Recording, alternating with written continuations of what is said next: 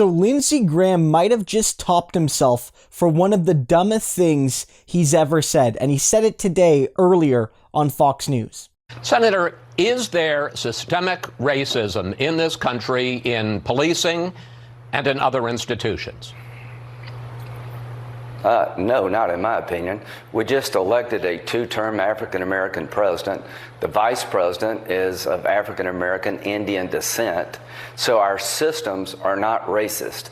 America is not a racist country. Within every society, you have bad actors.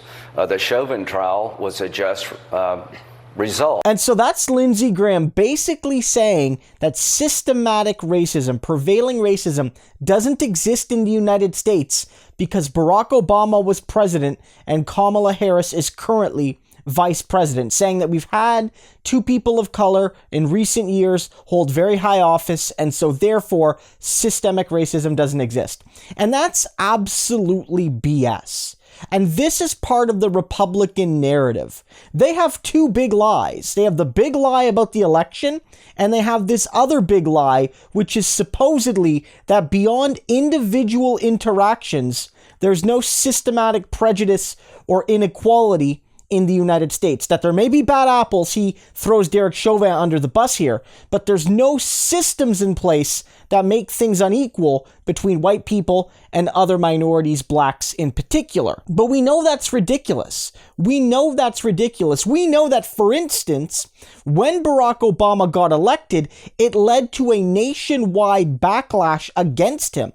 It led to Donald Trump and others questioning the president's very eligibility to hold office because of his skin color, because of his name, because of the fact that he is from immigrant descendants, that all of these things together made it that, he had to prove that he was a real American, right? They never did that to white presidents, but they did it to a black president.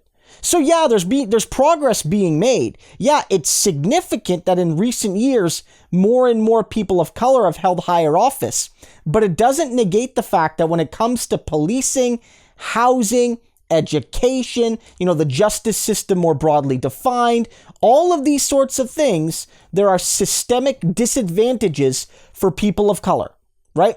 The Republican Party doesn't want to have that discussion because, one, I think that fundamentally a lot of these conservative ghouls believe their own lies. But even if Lindsey Graham, on an intellectual basis, knows he's spitting BS here, the Trump base would absolutely tear apart any Republican that dared to admit for a second that racism is a reality in the daily experience for millions of Americans. It's not some sort of rare occurrence. It's daily life.